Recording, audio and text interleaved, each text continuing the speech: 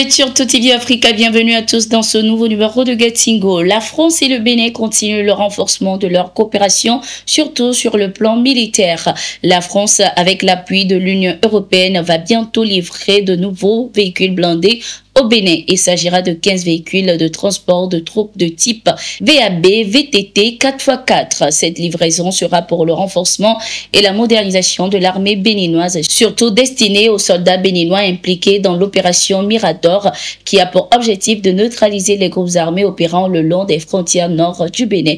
Elle intervient dans le cadre du partenariat militaire franco-béninois, marqué par des équipements réguliers et une formation technique des troupes béninoises. L'Union européenne, de son côté, a adopté 3 mesures d'assistance au Bénin pour un montant total de 35 millions d'euros pour soutenir le Bénin dans la lutte contre le terrorisme. En 2023, la France a déjà livré 26 véhicules de type VAB, des pick-up et des hélicoptères de transport Puma aux militaires béninois. Le Bénin fait également face à des attaques terroristes récurrentes. Il y a quelques jours, 2 policiers ont été tués dans une embuscade des terroristes qui ont pris la fuite après avoir brûlé une moto. Au Mali, Thiema Hubert Koulibaly, ancien ministre malien des Affaires étrangères, veut appeler au dialogue le terroriste Iyad Aggali. Dans un entretien accordé aux médias français France 24, l'ancien ministre malien a indiqué que la stratégie de lutte contre le terrorisme adoptée par les autorités militaires du pays est inefficace. Il estime que les autorités doivent abandonner les frappes militaires et prendre désormais en compte les solutions politiques. Écoutons. Et c'est dire que la signification profonde, c'est que la situation sécuritaire présente un tableau qui aujourd'hui est absolument dégradé et que nous devons, en tout cas les responsables maliens et toutes les bonnes volontés, doivent aujourd'hui réfléchir à comment rapidement sortir de cette guerre.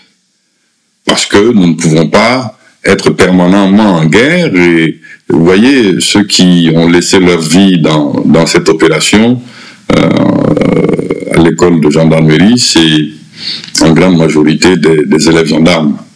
Et c'est extrêmement triste. C'est extrêmement triste. Donc la signification, pour moi, c'est qu'il est temps d'envisager de sortir de la spirale de la violence et abandonner le tout militaire afin de tester des solutions politiques pour que le Mali et l'Afrique de l'Ouest sortent de la spirale de la violence. Moi, mon principe a toujours été que tous les groupes armés présents sur notre territoire, pour peu que ce soit des Maliens, nous devons pouvoir discuter avec eux. Pour peu que ce soit des Maliens. Les étrangers... Iyad Aggali aussi. Bien sûr, c'est un Malien. C'est un Malien. Iyad Aggali n'a, que je sache, je pense avoir pratiqué le dossier un tout petit peu, n'a jamais prétendu conduire une politique séparatiste au Mali. Et donc, tous les Maliens qui ont pris les armes doivent accepter que nous puissions explorer ensemble les voies d'une solution politique malienne. Les étrangers, c'est une autre question. Et justement, tant que les Maliens n'arriveront pas à s'entendre, ils ne pourront pas combattre les groupes armés dirigés par des étrangers qui sont dans notre pays.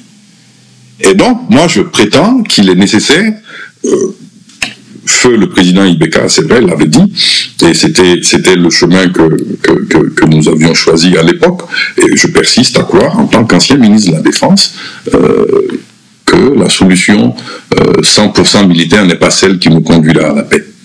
Précisons que le groupe terroriste d'Iyad Aggali avait revendiqué la double attaque terroriste déjouée par les forces armées maliennes le 17 septembre 2024 à Bamako, au Mali.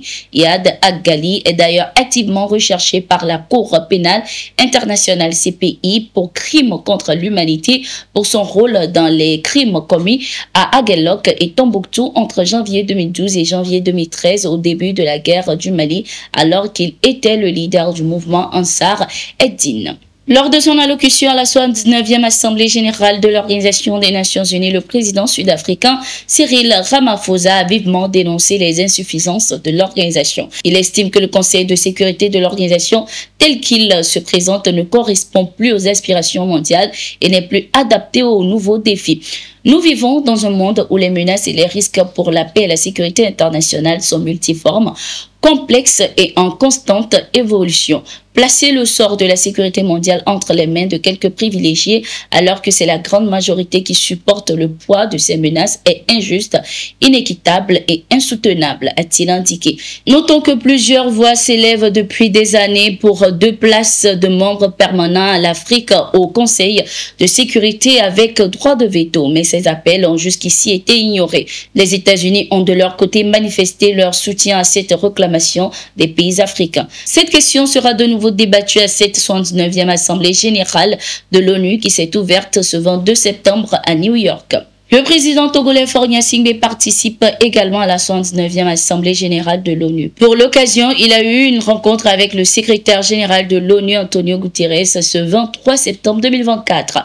Le secrétaire général de l'ONU a salué par la même occasion les efforts du président togolais dans le cadre du maintien de la paix et de la sécurité dans la sous-région. Cette Assemblée générale de l'ONU sera notamment marquée par des sessions et des rencontres autour du thème « Ne laisser personne de côté, agir ensemble pour la paix, le développement durable et la dignité humaine des générations présentes et futures. » Cette rencontre permettra au Togo de son côté de mettre en avant sa contribution dans la résolution des conflits par le dialogue et la concertation, notamment en Afrique de l'Ouest. Depuis quelques années déjà, le Togo contribue vivement au maintien de la paix dans la sous-région à travers ses différentes médiations et prises de position. Ainsi s'achève cette édition. Merci d'être resté avec nous. Nous sommes en continu sur nos différentes plateformes. Thank you.